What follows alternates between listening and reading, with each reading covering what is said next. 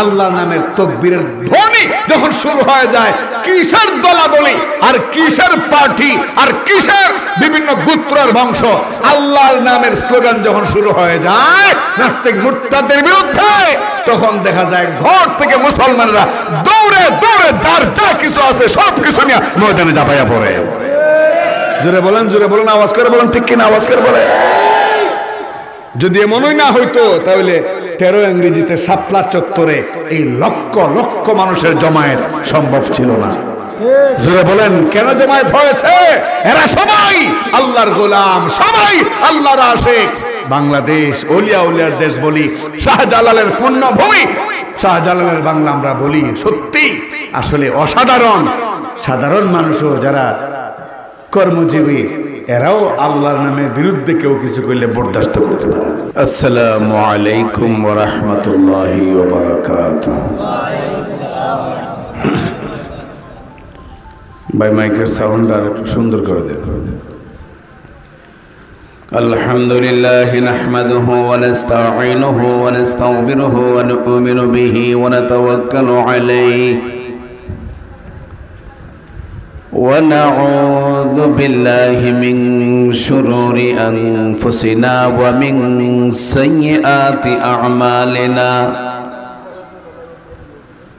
من يهده الله فلا مضل له ومن يضلله فلا هادي له ونشهد أن لا إله إلا الله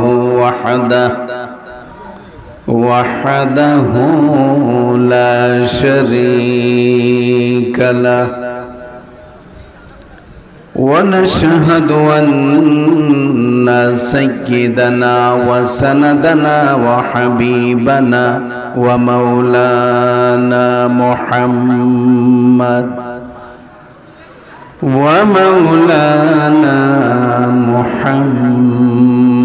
محمدا عبده ورسوله الذي أرسل إلى الناس كافة بشيرا ونذيرا وداعيا إلى الله بإذنه وسراجا منيرا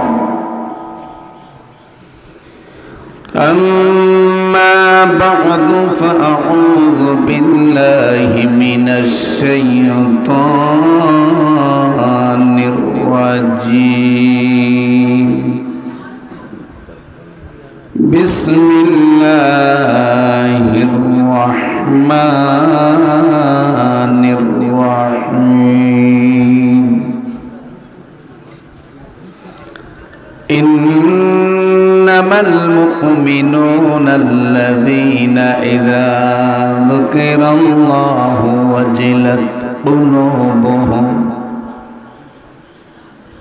وجلت قلوبهم وإذا تليت عليهم آياته زادتهم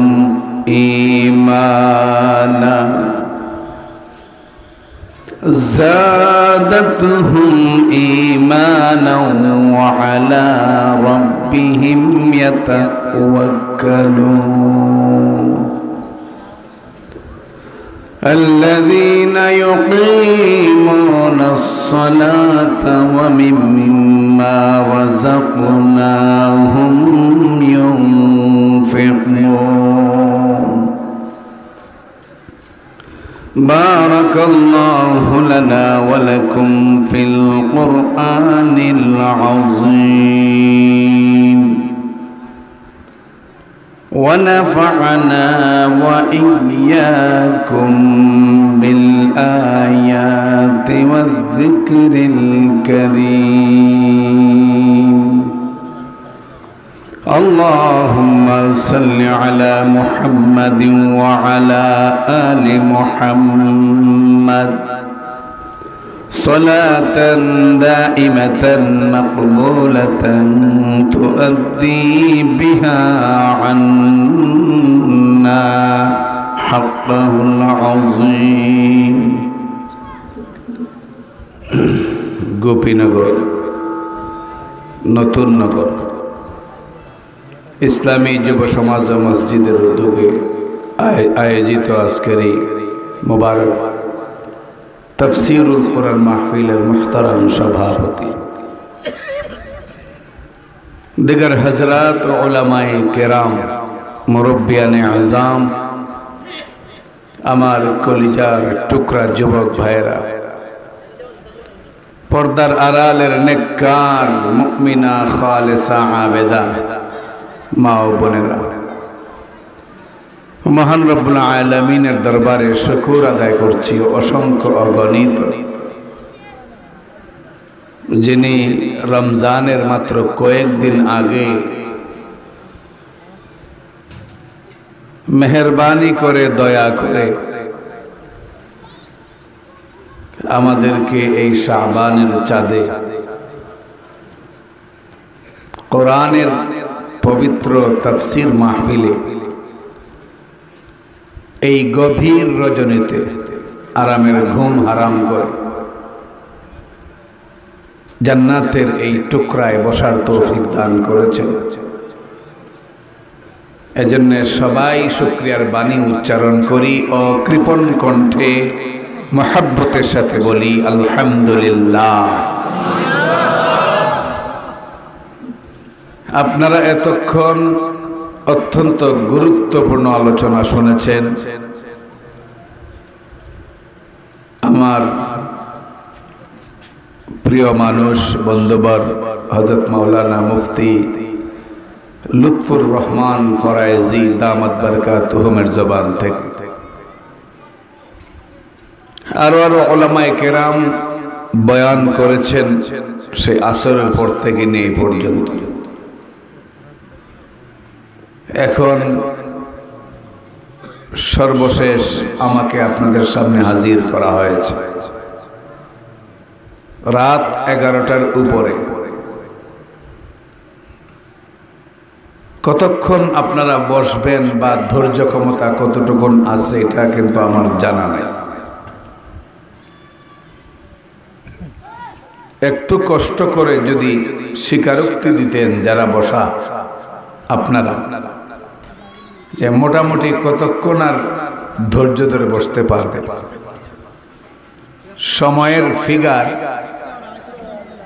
সময়ের ফিগার জানা থাকলে বয়ান করতে সুবিধা হয়। বয়ানের যৌবন কাল যখন চলবে ঠিক ওই মুহূর্তে আপনি যদি ময়দান ছেড়ে দেন তাহলে যে কোনো আলোচক তার আলোচনায় ভাটা পড়ে, বাধাগ্রস্ত হয়, মনোযোগ নষ্ট হয়। এজন্য আপনারা কিছুক্ষণ বসবেন তো ইনশাল্লাহ। আওয়াজ যথেষ্ট দুর্বল। অনেকে মনে মনে ভাবতেছে হুজুর জুইদ বুজ্জা কাজ করুন, আর জুইত বুঝার চেষ্টা করেন না। এই জুইত বুঝতে বুঝতে ইসলামের 12টা বাজতেছে। এবার কোরআন সুন্নাহর সহি কথা যেই বলবে, যেখানেই বলবে, যখনই বলবে, প্রকৃত মুমিন হিসেবে কথাগুলো চাতক পাখির মতো আমরা শোনা দরকার। এই তো ঠিকটাও সবাই বললেন না, ঠিক কিনা বলে? সব কণ্ঠ থেকে বলেন ঠিক কিনা। যারা মুরব্বী তারা উঁচু আওয়াজে করেন, আপনারা বেশি দিন আর বাঁচবেন না, জোরে করেন ঠিক কিনা। মুরব্বীরা রাগ করতেছেন। দুনিয়ার স্বাভাবিক নিয়মে দাড়ি পাকা মানে কবরে যাওয়ার রাস্তা কমে যাওয়া, চুল পাকা মানে কবরে যাওয়ার রাস্তা কমে যাওয়া। এটা বেজার হওয়ার কিছু, মরতেই হবে। মরা ছাড়া কোনো উপায় মন চায় না। অনেকে কয় না, কয় কেমনে কইলেন আবার মরণ হয়ে গেছে। মরনে ওয়ালা मर जाएंगे रुकने वाला कोई नहीं मरने वाला। मरने वाला मर जाएंगे, रोकने वाला कोई नहीं, रोने वाला लक होंगे, सत जाने वाला कोई नहीं। মরতেই হবে, কেউ বাঁচাতে পারবে না। শেখ হাসিনাও না, বেগম খালেদা জিয়াও না, কেউ বাঁচাতে পারবে না। পারবে? মরতেই হবে। কান্নার জন্য লক্ষ জনতা থাকবে, মানুষ কাঁদবে, সঙ্গে কেহ যাবে। সঙ্গে যাবে কি? আজকের তাফসীরুল কোরআন মাহফিল। আপনারা আমার কথা বুঝেননি? সত্যি বুঝেন? আমি বাংলায় বলতেছি না, বাংলা ভাষায় বলতেছি না। সামনে 26শে মার্চ জাগ্রত কণ্ঠে প্রত্যেকটা কথার জবাব দিতে হবে। আমরা বাংলাদেশী মুসলমান,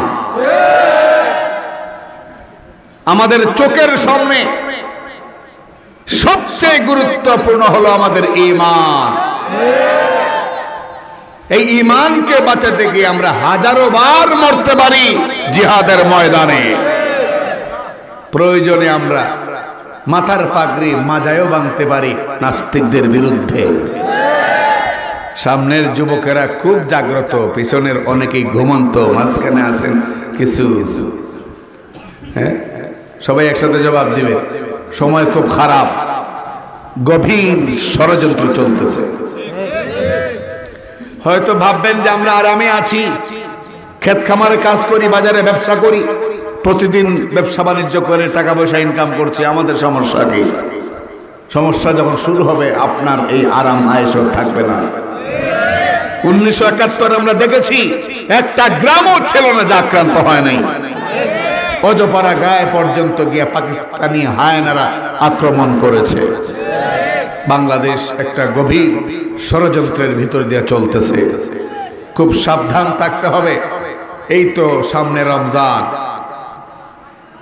রমজান সওয়াব ইনকামের মাস। বাস রমজানের আগেই করোনা ভাইরাসের পাল্লা ভারী হয়ে যাচ্ছে। বুঝেন নাই কিছু? করোনা ভাইরাসের পাল্লা ভারী করে দেওয়া হচ্ছে যাতে করে মুমিন মুসলমানরা মসজিদে তারাবিহে এবং বিশেষ করে সামনে লাইলাতুল বারাত, শবে বরাতে যেন মসজিদের একত্রিত হতে না পারে। ষড়যন্ত্র শুরু হয়ে গেছে, দুহাই দেওয়া হচ্ছে করোনা ভাইরাসের। অথচ আপনারা এখানে যারা আছেন, হাজারো জনতা বলেন, আপনারা বলেন, আপনাদের চোখের সামনে আজ পর্যন্ত কোন মুসল্লি, কোন তাফসীরের শ্রোতা, কোন ওয়াজ মাহফিলের শ্রোতা করোনায় আক্রান্ত হয়েছে এইরকম ঘেঁষাঘেঁষি করে বসার জন্য আক্রান্ত হয়েছে, তার একটা নজির আপনাদের কাছে আছে?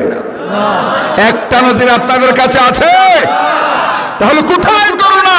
করোনা তৈরি হয় আজকে নাস্তিক মুরতাদদের বাক্সে, করোনা তৈরি হয় নাস্তিক মুরতাদদের কম্পিউটারে। গভীর চক্রান্ত। লাইলাতুল বারাতে লক্ষ জনতা বিভিন্ন মসজিদে একত্রিত হয়ে আল্লাহকে ডাকবে, কোরআনের কথাগুলো শুনবে। নাস্তিকদের সহ্য হয় নাই, সহ্য হয় নাই, বস আগ থেকে ঢোল বাজানো শুরু করছে। আল্লাহ হেফাজত করুক এই দেশকে। সতর্ক যখন হয় নাই, আমাদের কিছুই করার নাই।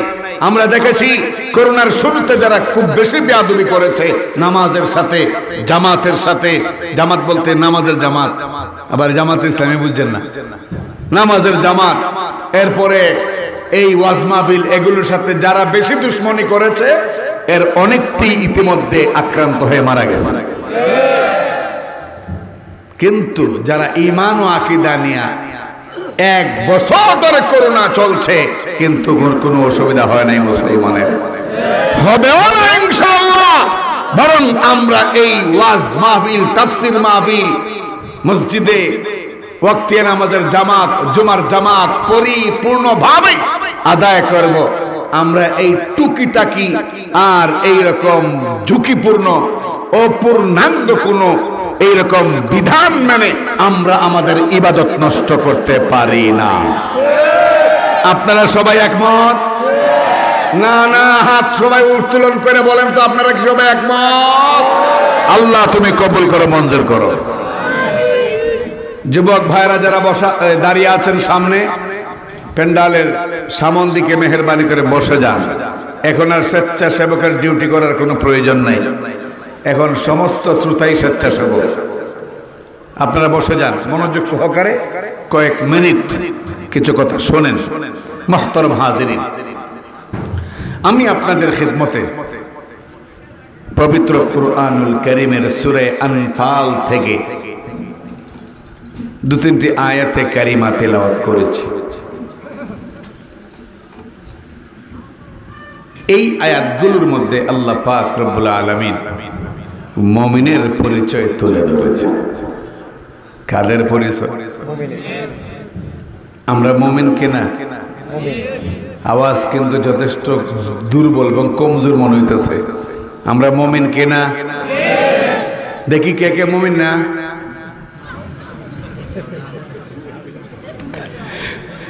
আপনাদের দৃষ্টিভঙ্গি সঠিক করার জন্য আমি একটু আনকমন কথা বললাম।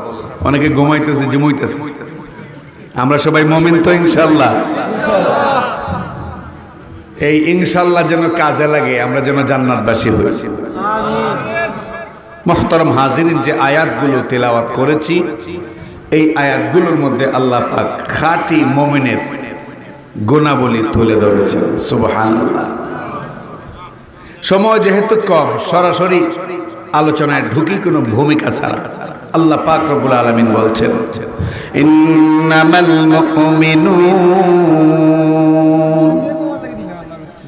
ইন্নামাল মুমিনুন, নিশ্চয়ই মুমিন হলো তারা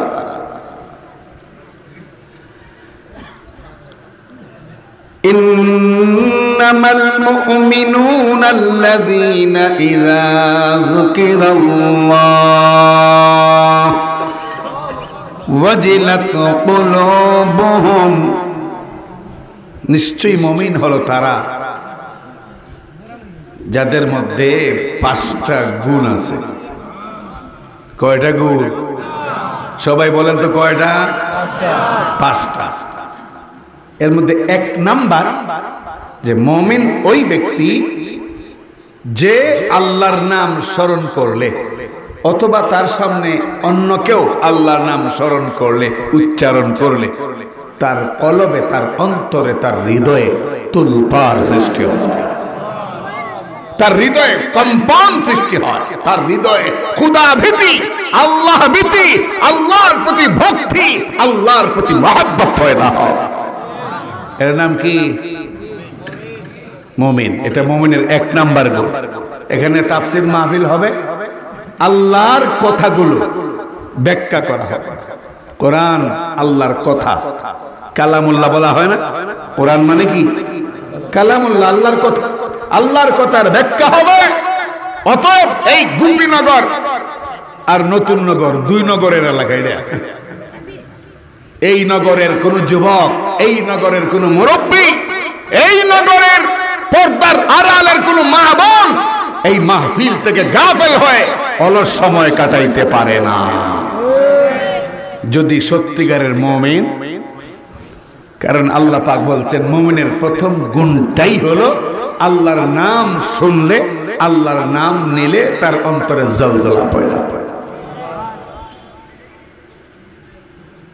2 নাম্বার পরে ব্যাখ্যা করব, এখন শুধু তরজমাগুলো শুনেন। মুমিনের 1 নাম্বার গুণ, আল্লাহর নাম স্মরণ করলেই তার অন্তরে পরিবর্তন চলে আসে।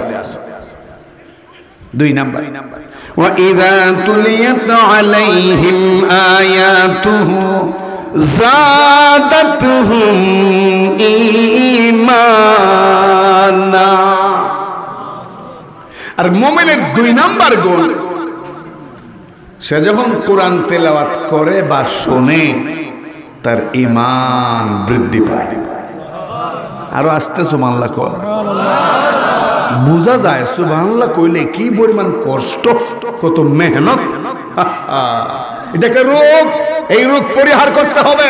একবার সুবহানাল্লাহ বললে আল্লাহ পাক জান্নাতে এমন একটা গাছ লাগায় দেন, যেই গাছের ছায়া মারতে গেলেও একটা দুরন্ত ঘোড়ার 500 বছর পর্যন্ত দৌড়তে হয়।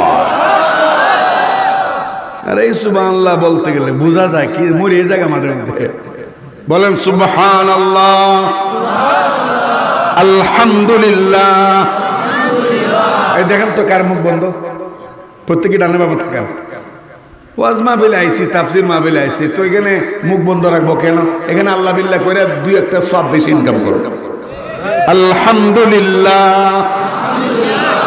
সুবহানাল্লাহ, আল্লাহু আকবার, ইনশাআল্লাহ, মাশাআল্লাহ। দেখেন তো আওয়াজগুলোই অন্যরকম, ঠিক না? অনুভূতিটাই যেন চেঞ্জ হয়ে যায়। সুবহানাল্লাহ। মুমিনের 2 নাম্বার গুণ, وَإِذَا تُلِيَتْ عَلَيْهِمْ آيَاتُهُ زَادَتْهُمْ إِيمَانًا। লোকটা মুমিন কিনা পরীক্ষা করতে চাইলে দেখো, তার সামনে কোরআন তেলাওয়াত করলে, কোরআনের তাফসীর করলে সে খুশি হয় না বেজার হয়? যদি খুশি হয় তার ঈমান বাড়তেছে, আলহামদুলিল্লাহ। যদি বেজার হয়, উপরে উপরে মুসলমান দাবি করলেও সে আসলে মুনাফিক। সে কি এইরকম মুনাফিকে ভরে গেছে বাংলাদেশ? আর উচ্চ আওয়াজে যুবকরা কণ্ঠ মিলাও, ঠিক কিনা? খালি রবিউল আউয়াল মাস আইলেই পরে দেখা যায় উড়াউড়ি ফারাফারি, নবীর ইজ্জত নিয়ে হোলি খেলা, ইসলাম আর ঈমানকে ধ্বংস করবার জন্য ষড়যন্ত্র হয়, ওই সময় পাওয়া যায় না। বাংলার মুসলমান সতর্ক থাকো। বাংলার মুসলমান চোখ শুধু 2টা নয়, অন্তরের চোখও খুলে রাখো। যে কোনো সময় আহ্বান আসতে পারে, বদরের উহুদের মতো জিহাদ ফি সাবিলিল্লাহ ডাক বাংলাদেশে শুরু হয়ে যেতে পারে।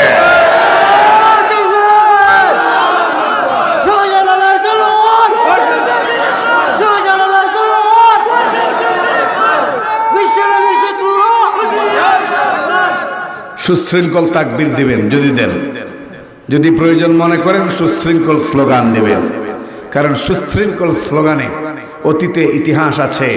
এক সাহাবী খালিদ বিন ওয়ালিদ 60,000 কাফির মুশরিক এদের দলের ভিতরে তো আল্লাহু আকবারের ধ্বনি দিয়ে ঢুকে গেলেন। সব কোটি ময়দান ছেড়ে ছেড়ে মুহূর্তের মধ্যে পালিয়ে গেল, মাঠ খালি হয়ে গেল।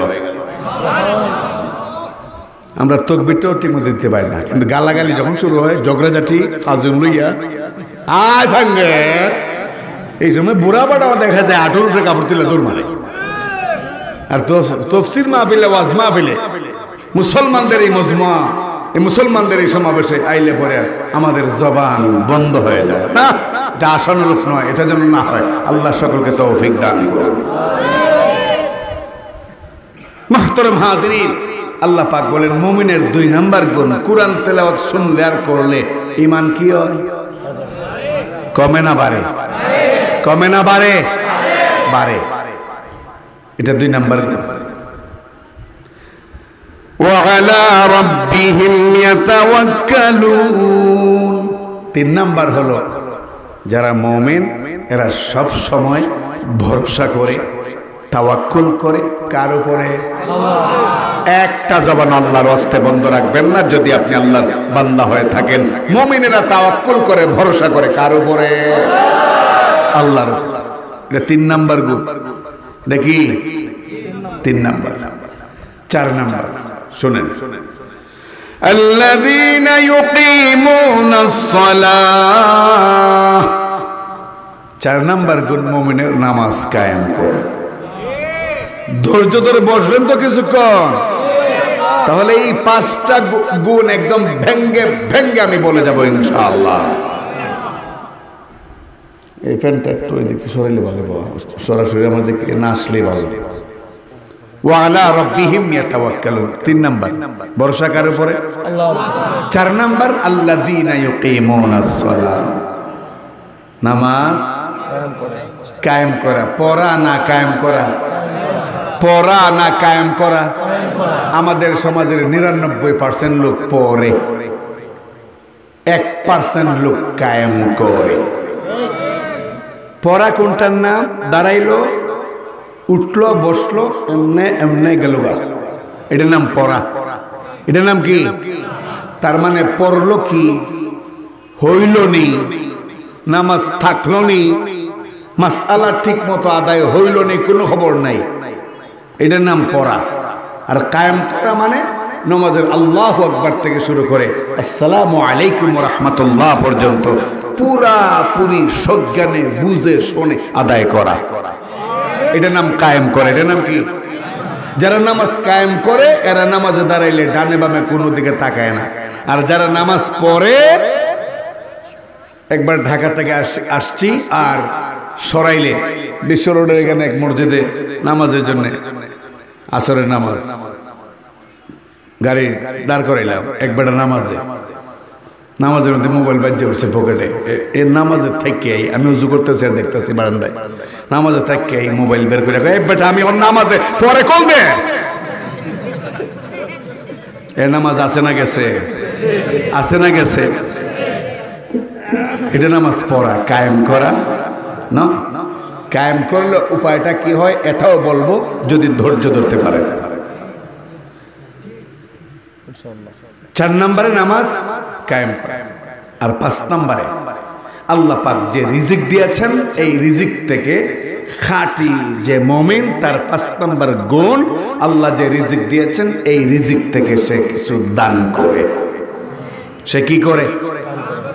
এখন আসতে কই না, আজকের জন্য কোনো টাকা পয়সা চাওয়া হইব না, এই দায়িত্ব আমার দেওয়া হয় নাই।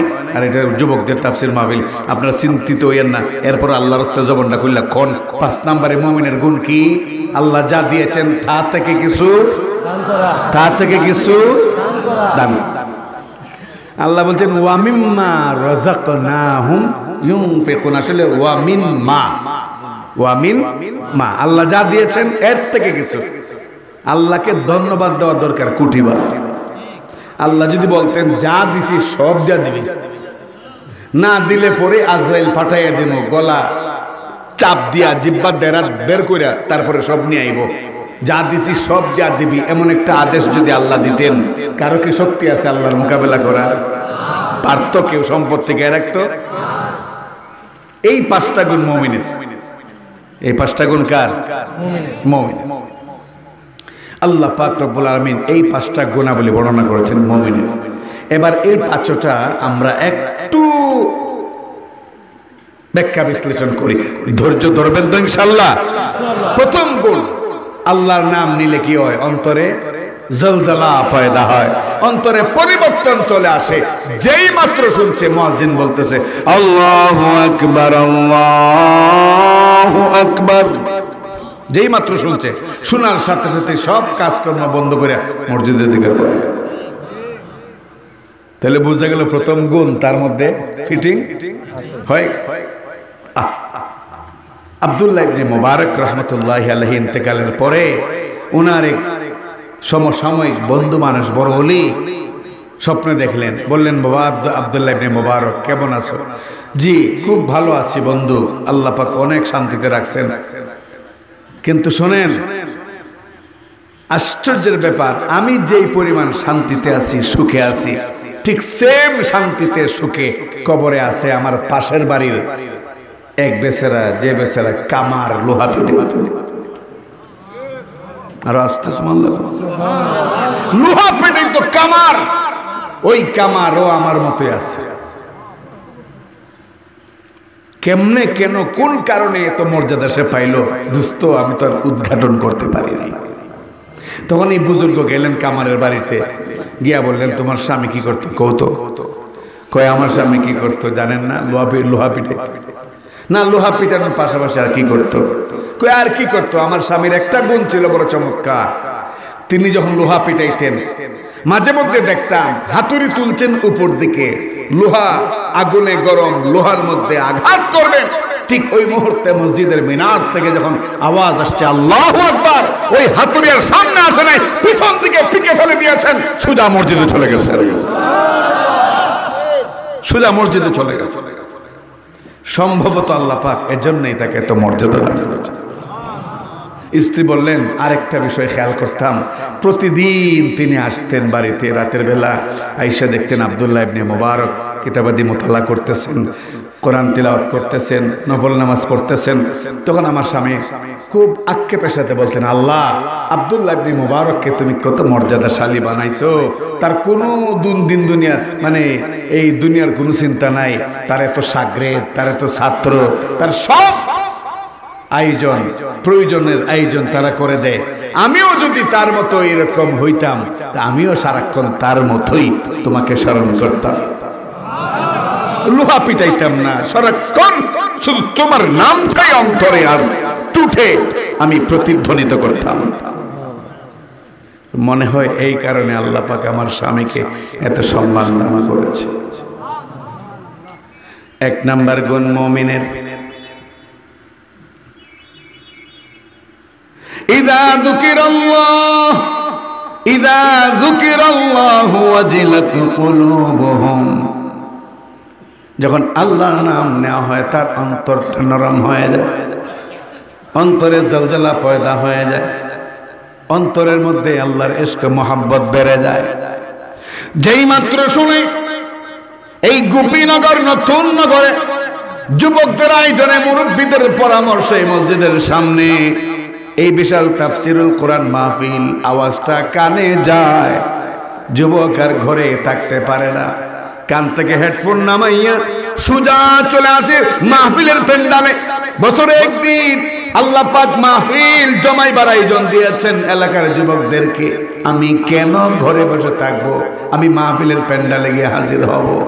এমন করে যে যুবকরা এসে উপস্থিত হয়েছে, আল্লাহর কোরআন সাক্ষী, মুমিনের প্রথম গুণটা তাদের অন্তরে ম্যাগনেটের মতো প্রতিস্থাপন হয়ে গেছে, প্রতিস্থাপন হয়ে গেছে, ম্যাগনেটের মতো অন্তরে প্রতিস্থাপন হয়ে গেছে। মুমিনের প্রথম গুণ, আল্লাহর নাম নিলে কি হয়, অন্তরটা কি হয়, অন্যরকম হয়ে যায়। কি হয়ে যায়? আচ্ছা, একটু সত্য কথা বলেন তো, মসজিদে যখন ঢুকেন আপনারা, আর যখন ইমাম সাহেব বলেন আল্লাহু আকবার, তখন মসজিদের বারান্দায় কিংবা বাইরে থাকতে মনের যে অবস্থা, তখন কি একই অবস্থা থাকে? একদম সত্য কথাটা বলবেন, শুধু এখানে কথার কারণে কথা বলার দরকার নেই, সত্য কথাটা অন্তর থেকে বলবেন। তখন কি মসজিদের বাইরের অবস্থার ভিতরের অবস্থা এক না? আকাশ পাতাল ব্যবধান, আকাশ পাতাল। কারণ ইমাম সাহেব বলছেন আল্লাহু আকবার, আল্লাহ সবচেয়ে। মুমিনের এক নাম্বার গুণ, যখন আল্লাহর জিকির করে, জিকির, তখন তার মধ্যে ভাব পয়দা হয়, ভাব। আবার ভাব পয়দা হইতে হইতে কিন্তু লাফাইয়া কিন্তু গাছে ওঠে না, ওটাও কিন্তু সঠিক নয়।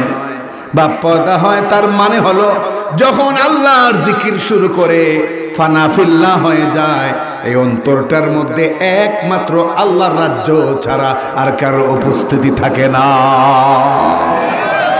যখন আল্লাহর নাম নেই তখন স্ত্রী কথা মনে থাকে না, জিকির যখন করে সন্তানের কথা মনে থাকে না, জিকির যখন করে গরু ছাগলের কথা মনে থাকে না, বাজার হাটের কথা মনে থাকে না, ব্যবসা বাণিজ্যের কথা মনে থাকে না, বরং যখন বলে লা ইলাহা ইল্লাল্লাহ, লা ইলাহা ইল্লাল্লাহ, লা ইলাহা ইল্লাল্লাহ, একটু মহব্বতের সাথে, সর্বোচ্চ মহব্বতের সাথে সবাই লা ইলাহা ইল্লাল্লাহ,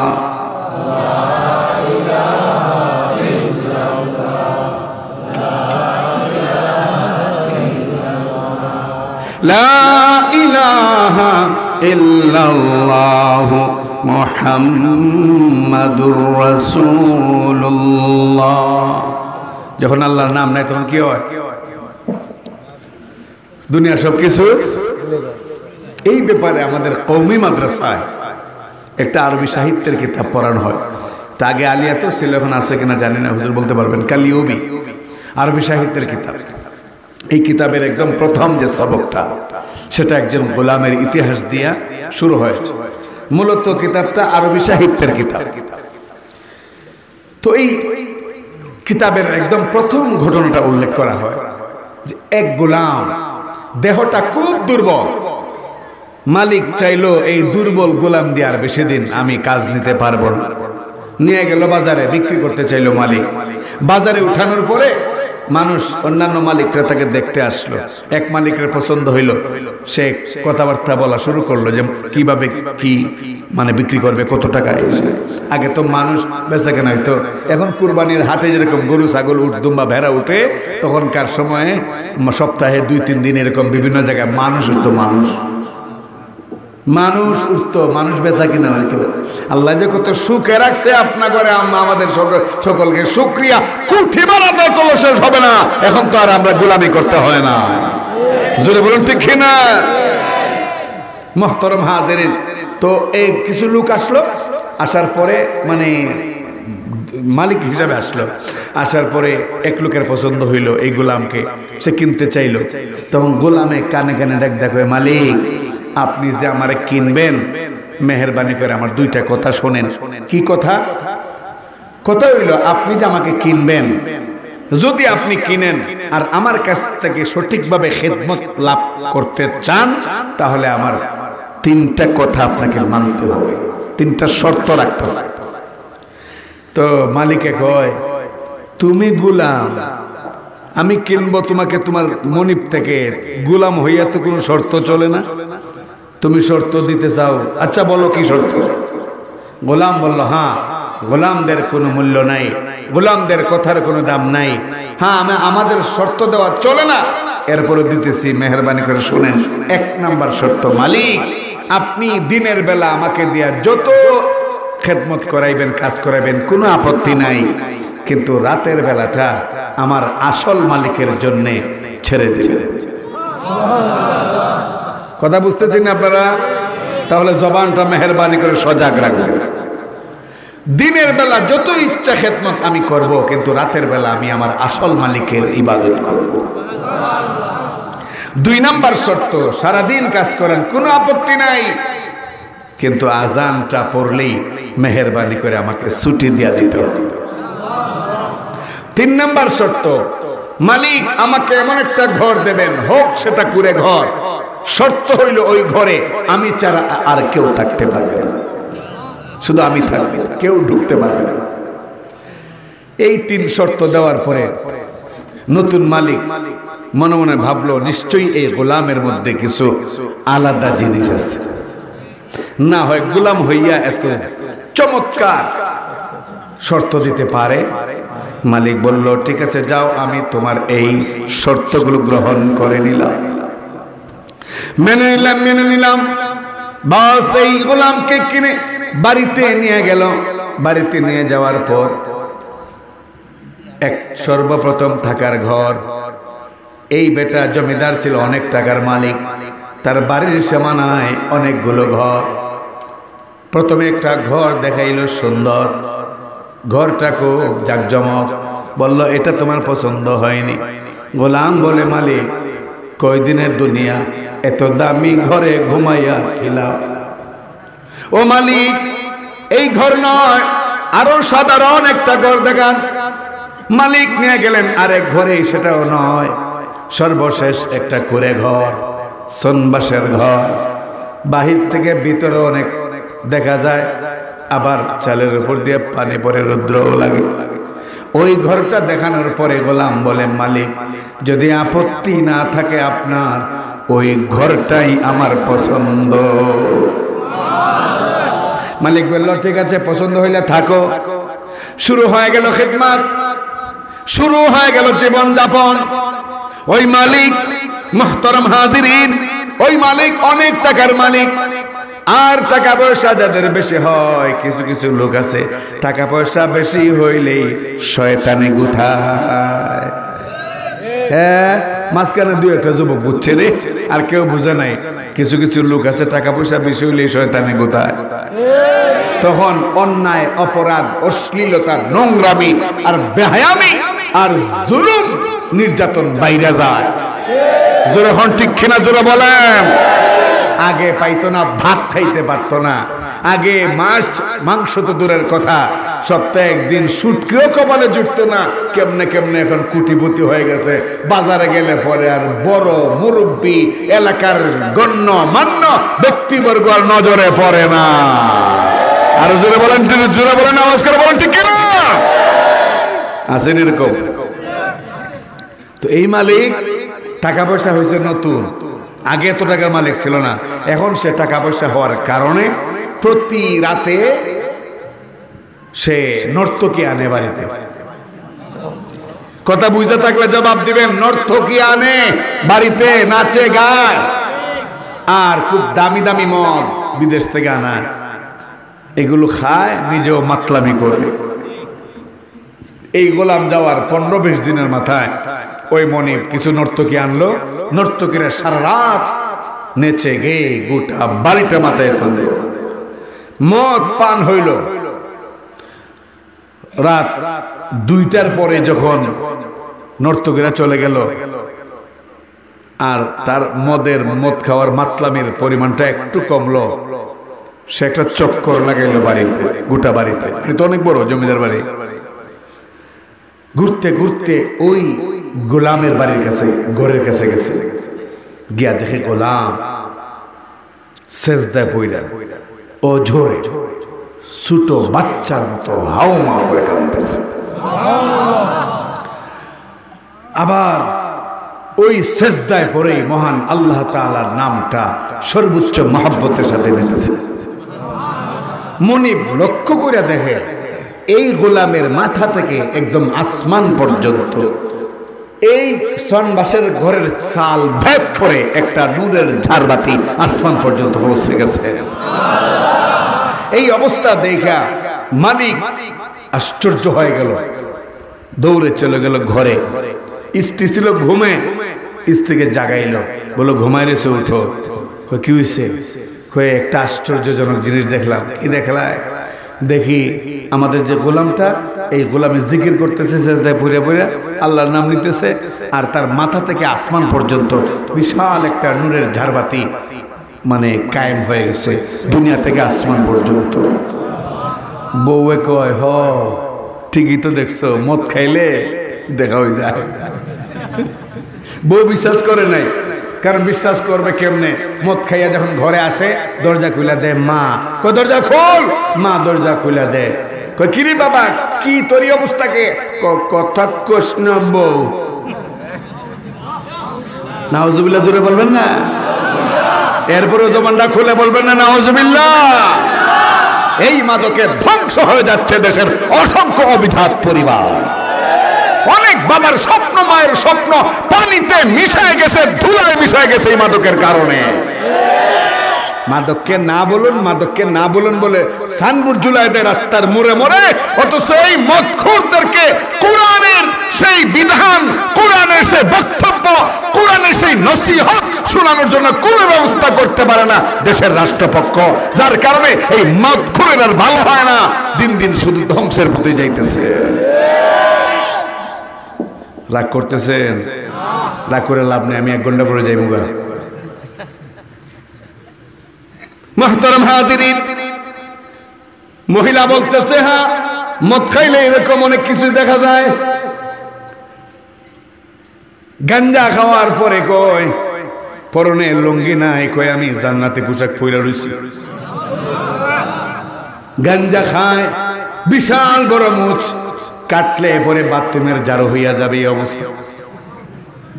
আর কয় কি, ওই যে লুৎফুর রহমান ফরাইজি সাহেব একটু আগে বইলা গেল, মনে নামাজ আসল নামাজ, রুকু সেজদার নামাজ লাগে না। বলেনি মনের বাতি আসল বাতি, এই বাতি লাগে না, নিবাইয়া দে আমার শয়তানি শুরু করিয়া দেই। আল্লাহর শুকর, আলহামদুলিল্লাহ বলেন। বাংলাদেশে না হইলেও কয়েক হাজার দক্ষ উলামায়ে কেরাম বের হয়ে গেছেন, যারা গোটা দেশের মাঠ ময়দান কাঁপিয়ে তুলতেছেন, ভণ্ড পীরদের ব্যাপারে জাতিকে সতর্ক করতেছেন। এই জন্য ভণ্ড পীর এখন বড় মুসিবতে আছে। আরো জোরে বলেন ঠিক কিনা? এখন ভণ্ড পীররা মহিলাদের সঙ্গে কথা বলে, বন্ড পীররা মহিলাদেরকে দিয়া শরীর টিপায়, ঘাড় টিপায়, এরপরে মহিলাদেরকে নিয়ে খেদমত নেয়। তারপরে এই ভণ্ড পীরেরা মানুষকে নামাজ রোজা থেকে দূরে সরায় দেয়। এগুলো মানুষ কিন্তু এখন বুঝে ফেলাইছে, এখন ঠিক কিনা? এখন আর ধারে কাছে যায় এই ভণ্ড পীরেরা আল্লাহর সম্মান কমায় ফেলায়, রসুলের সম্মান কমায় ফেলায়, খাজা বাবার সম্মান বাড়ায় দেয়। আরো জোরে এখন ঠিক কিনা? দেখেন না চলতেছে চলতেছে। এই যে গান গাইছে, বাপরে বাপ কি কণ্ঠ! আমি লোকমান সাদের কি কণ্ঠ! আল্লাহ দন রসুলকে দিয়া আল্লাহ গেলেন গায়েব হইয়া, রসুল দন খাজায় পাইয়া শুইয়া আছে নাজমিরে। কেউ ফিরে না খালি হাতে, খাজা তোমার দরবারে। বলেন তো, একটু বিবেকটা বলেন, হাসি খুশি দরকার নেই, বিবেকটা বলেন এই কথাটা কি ঠিক? এই কথাটা কি ঠিক? এতে করে আল্লাহ সম্মান কমে নাই? মানে আল্লাহ মানে খাজা বাবা মানে একটা সন্ত্রাসী লোক, মানে বুঝাইছে একের গজল দেয়া। খাজা বাবা এইরকম একটা ভয়ঙ্কর ব্যক্তি যে আল্লাহর দন রসুলের দন দুইজনের দন দইয়া আজমিরে হুত্তে হইছে। এটা তো বুঝাইছে, এটা তো বুঝাইছে। আল্লাহর দন রসুলকে দিয়ে আল্লাহ গেলেন গায়েব হইয়া। আল্লাহর দন কি অল্প? হ্যাঁ, ওইটাকে ওই বন্ড পীরের ক্ষেত্র যে আধা মন ধান পায় 20 কেজি, এটা আল্লাহর দন। আল্লাহর দন কি কোনো সীমা আছে? আল্লাহর দনের কোনো সীমা আছে? মানুষকে কিভাবে বিভ্রান্ত করতেছে। এখন আরেকজনে 1 কোটি টাকা চ্যালেঞ্জ করছে, পাল্টা চ্যালেঞ্জ শুরু হয়েছে। কি যে আজগুবি! খুব সাবধান থাকবেন, খুব সাবধান। কেউ ফিরে না খালি হাতে খাজা বাবার দরবারে। খাজা মঈনুদ্দিন চিশতি রহমতুল্লাহি আলাইহি অবশ্যই একজন মুহাক্কিক আলেম ছিলেন, ফকিহ ছিলেন, মুফতি ছিলেন, মুহাদ্দিস ছিলেন, কোনো সন্দেহ নাই। একজন কামেল বুজুর্গ পীর ছিলেন, কোনো সন্দেহ নাই। কিন্তু উনাকে মাধ্যম করে পেট পালার ধান্দা করে যারা খাজা মঈনুদ্দিন চিশতির সম্মান কমাইতে চায়, তাকে মাধ্যম বানাইতে চায়, আমরা অবশ্যই তাদেরকে সমর্থন করতে পারি না। মোহতরম হাজিরিন, কেউ ফিরে না খালি হাতে খাজা বাবার দরবারে। এই কথাটা কত জঘন্য! এটা তো আল্লাহর চাইতেও বেশি হয়ে গেল না? আল্লাহর চাইতেও বেশি হয়ে গেল না? কেউ ফিরে না খালি হাতে খাজা বাবার। হ্যাঁ, আমরা কই কেউ ফিরে না খালি হাতে খাজা তোমার দরবারে। আর আমরা নামদারি সুন্নিরা যখন যায় তোমার দরবারে, সিন্নি যখন কম পড়ে, ও বাবা তুমি কি দেখো না কি রকম কিলা কিলির ধুম পড়ে। আমরা বলি ফাজদামের একটা সীমানা থাকা উচিত। খাজা মঈনুদ্দিন চিশতি বলে গেছেন এগুলো করার জন্য, শাহজালাল বলে গেছেন এগুলো করার জন্য। এখন শাহজালাল মাজারে যা হয়, ও গোপীনগরের মুসলমানেরা, সুনামগঞ্জের মুসলমানেরা, আপনাদের বিবেকের সামনে আপিল করলাম। আপনারা তো অবশ্যই সিলেট যান, দেখেন উরুসের সময় কেউ কেউ যান। আপনারা বলেন যেই কর্মকাণ্ডগুলো হয় আপনার বিবেক কি বলে? 100 ভাগের মধ্যে কত ভাগ শরীয়ত সম্মত? বলেন, আপনারাই বলেন। চিন্তার বিষয় কিনা? চিন্তার বিষয় কিনা? এর বিরুদ্ধে এখন যদি আমরা প্রতিবাদ গড়ে তুলতে না পারি, আমাদের সন্তান যারা আসতেছে এরা কি জবাব দিবে? যাই হোক মুহতারাম হাজিরিন, মহিলা বলতেছে কি দেখছো? মদ খেয়েছো, যার কারণে তোমার মাতলামির কারণে তুমি এগুলো বলতেছো। স্বামী বলে না, বিশ্বাস যদি না করিস আগামীকাল তোকে নিয়ে যাব রাতে। পরের দিন রাত ওই গোলাম তার অভ্যাস অনুযায়ী জিকির করতেছে, জিকির। মুহতারাম হাজিরিন, ওই স্বামী তার স্ত্রীকে নিয়ে রওনা হয়ে গেল গোলামের ঘর দেখার জন্য। গিয়া দেখে গতকালকের চাইতে আজকের অবস্থা আরো আশ্চর্যজনক। কেমন আশ্চর্যজনক? গোলাম কান্না জড়িত কণ্ঠে জিকির করতেছে, জিকির করতেছে, আর মাঝে মাঝে বলতেছে, আল্লাহ ও মালিক, দুনিয়ার এক মালিকের কাজকর্ম আমার জন্য ওয়াজিব করেছো, এই জন্য আমি করি। কিন্তু দুনিয়ার মালিকের অধীনে গোলামি করার যদি আমার ভাগ্য না হতো, তাহলে অবশ্যই সারাটা সময় আমি তোমার কাছে দিয়া দিতাম। ও মালিক, ঠিক আছে, তুমি যেই মালিক দুনিয়ায় যে আমাকে মালিক বানিয়েছো, দুনিয়ায় যার অধীনে আমাকে দিয়েছো, যাকে আমার মালিক বানিয়েছো আল্লাহ, তার হকটা যেন ঠিক মতো আদায় করি তুমি তৌফিক দিও, যেন কাজের মধ্যে কোনো গাফলতি না করি। আর জিকির করতেছে আর মাথার দিক থেকে নূরের বাতি আকাশ পর্যন্ত ছুঁয়ে যায়। স্ত্রী নিজের চোখে দেখে স্বামীকে বলল, হ্যাঁ তোমার কথা ঠিক, চলো যাই। সারা রাত স্বামী স্ত্রী দুজন পরামর্শ করলো, না না না, এই লোকটা সাধারণ নয়, এই লোকটা আসলে গোলাম নয়, সে তো আল্লাহর ওলি। তারা যদি এইভাবে আটকায়া রাখি তাহলে আমাদের সমস্যা। বরং এক কাজ করি, আগামীকাল সকালেই আমরা তারে মুক্ত করে দেই। পরদিন সকালে গোলামকে খবর দিল, আসলো গোলাম, বলল তোমাকে আজাদ করে দিলাম। গোলাম বলে কেন? কয় আরে তুমি তো আল্লাহর ওলি, এতদিন পর্যন্ত তোমাকে দিয়ে খেদমত নিছি, এটাই তো পাপ হইছে, তুমি অনেক বড় আল্লাহর ওলি। গত রাত আমরা সব কিছু দেখেছি। মুহতারাম হাজিরিন, ওই মজলিসের মধ্যেই ওরা স্বামী স্ত্রীর সামনেই এই গোলাম উঁচু আওয়াজে আল্লাহ, একটু আওয়াজ করে বলুন না, আল্লাহ আল্লাহ আল্লাহ, ও আল্লাহ, আমার এই গোপন ভেদ প্রকাশ করে দেওয়ার তো কোনো ওয়াদা ছিল না। আল্লাহ, যখন আমার গোপন ভেদ তুমি প্রকাশ করেই দিলে, আমাকে আর রাইখো না, মালিক দয়া করে আমাকে নিয়ে নাও, আমি আর দুনিয়াতে থাকতে চাই না। কালিয়বী নামক কিতাবে পরিষ্কার লেখা আছে, সাথে সাথে তার মরণ হয়ে গেছে। ইন্নামাল মুমিনুনা আল্লাযীনা ইযা যুকিরাল্লাহ ওয়াজিলাত কুলুবুহুম। সত্যিকারের ইমানদার মুমিনের প্রথম গুণ, আল্লাহর নাম নিলে কি হয় অন্তরে? আল্লাহর নামের তাকবীরের ধ্বনি যখন শুরু হয়ে যায়, কিসের দলাদলি আর কিসের পার্টি আর কিসের বিভিন্ন গোত্রের বংশ, আল্লাহর নামের স্লোগান যখন শুরু হয়ে যায় নাস্তিক মুরতাদের বিরুদ্ধে, তখন দেখা যায় ঘর থেকে মুসলমানরা দৌড়ে দৌড়ে যার যা কিছু আছে সব কিছু নিয়ে ময়দানে ঝাঁপাইয়া পড়ে। জোরে বলেন, আওয়াজ করে বলেন, ঠিক কিনা আওয়াজ করে বলে। যদি এমনই না হইতো তাহলে 13 ইংরেজিতে শাপলা চত্বরে এই লক্ষ লক্ষ মানুষের জমায়েত সম্ভব ছিল না। জোরে বলেন, কেন জমায়েত হয়েছে? এরা সবাই আল্লাহর গোলাম, সবাই আল্লাহর আশিক। বাংলাদেশ ওলিয়া উলিয়ার দেশ বলি, শাহজালালের পুণ্যভূমি, শাহজালালের বাংলা আমরা বলি, সত্যি আসলে অসাধারণ। সাধারণ মানুষও যারা কর্মজীবী, এরাও আল্লাহর নামের বিরুদ্ধে কেউ কিছু করলে বরদাস্ত করতে পারে। আর জোরে হন ঠিক কিনা জোরে বলেন। কোনো মাহফিলে যাই, মাঝে মধ্যে এমন মুসল্লি দেখি ঠিক মতো পাঞ্জাবিটা লুঙ্গিটাও পরতে পারে না, এত সাধারণ, এত স্বাভাবিক, কিন্তু যেই মাত্র নাস্তিক মুরতাদদের বিভিন্ন বেয়াদবির কথা এদের সামনে পেশ করা হয় আর এদের সেই স্বীকারোক্তিকে কামনা করা হয়, দেখা যায় আশানুরূপ কল্পনাও ছিল না এই সাধারণ লোকটা লাভ দিয়া আল্লাহু আকবার ধ্বনি দিয়া এমন ভাবে দাঁড়ায় যায় যেন এই মুহূর্তেই বদরের ময়দান কায়েম করে ফেলবে। কারণ কি, কোত্থেকে আসে এই জোর? কোত্থেকে আসে? ইযা যুকিরাল্লাহু ওয়াজিলাত কুলুবুহুম। আল্লাহর নাম শুনলে কি হয়? অন্তরে জলজলা পয়দা হয়, অন্যরকম অনুভূতি সৃষ্টি হয়। আর না হয় রাত বাজে কয়টা? রাত বাজে এখন 12টা 3 মিনিট কম।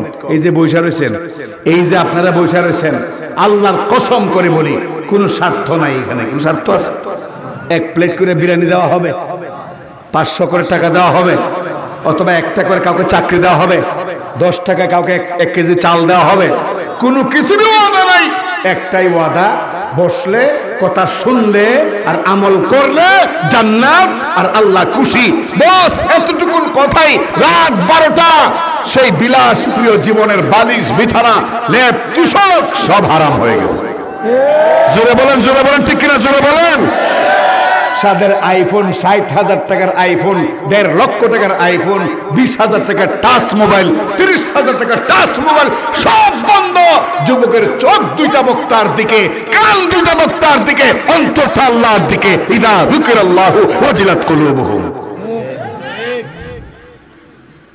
বাস্তব প্রমাণ, দূরে যাবেন কেন? বাস্তব প্রমাণ। এটা গেল 1 নাম্বার গুণ।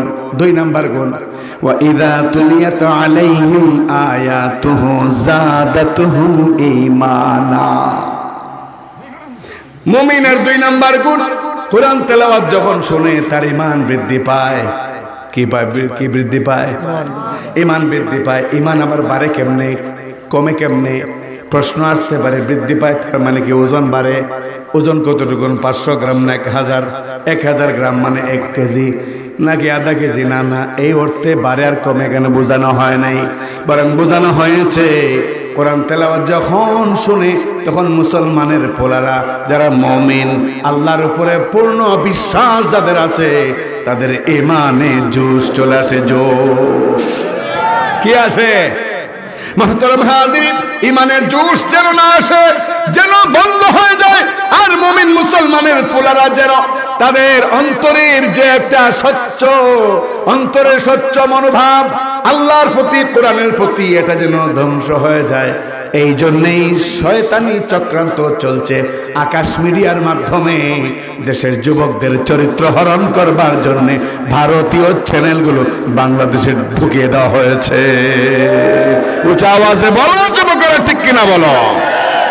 আমি আজকের যুবকদেরকে বলতে চাই, তোমাদের পায়ে ধরে বলি, মনে করো তোমাদের 2টা পায়ে ধরে বলি, মুরব্বীদেরকে বলার দরকার নাই। মুরব্বীরা এখন আর গান শোনার বয়স নাই, মুরব্বীরা এখন আর ওই লাইনে যাওয়ার সুযোগও নাই। তোমরা যারা যুবক, তোমাদের জন্যই চিন্তা বেশি ওলামায়ে কেরামের, তোমাদের জন্যই বেশি চিন্তার ফিক্র ওলামায়ে কেরামের।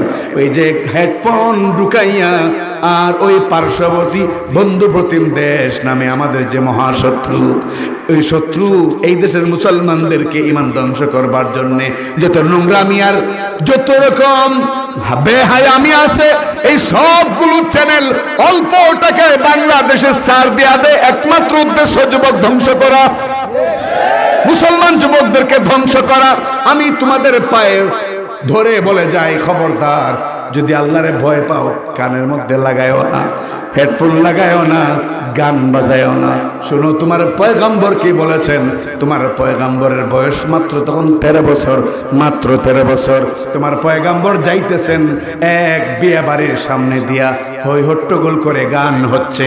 তোমার পয়গম্বর 2টা আঙ্গুল ওই কানের মধ্যে ঢুকাইয়া ওই বিয়ে বাড়ির এই সীমানা, বিয়ে বাড়ির এরিয়া তিনি অতিক্রম করে গেলেন। এরপরে কান থেকে আঙ্গুলগুলো সরালেন। তখন তো মাত্র 13 বছরের তরুণ।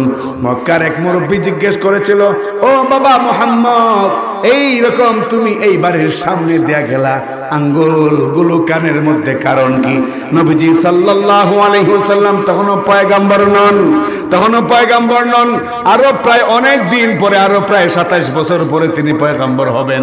মুহতারাম হাজিরিন, কিন্তু তিনি জবাব দিয়েছিলেন, চাচা, ওই আওয়াজগুলো আমার কানের ভিতরে গেলে আমার কেমন জানি অশান্তি লাগে, জীবনটা আমার কাছে বিফল আর বিষাদ মনে হয়। গান শুনবা?